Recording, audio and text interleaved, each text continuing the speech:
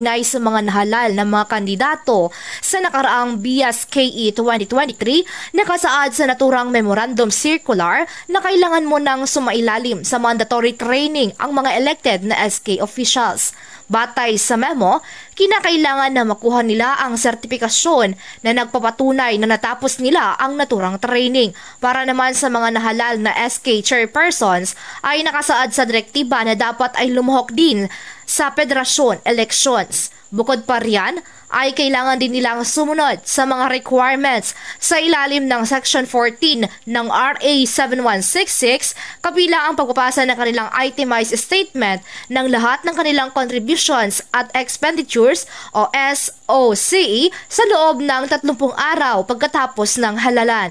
Samantala, bukod sa pagsunod sa Section 14 ng RA 7166, ang mga nahalal na barangay officials naman ay dapat ding tignan maigi ang listahan ng Barangay Inventory and Turnover Form number 2 at lahat ng mga pinansyal at mga ari-arian na pagmamay-ari ng barangay na i-turn over naman ng outgoing officials.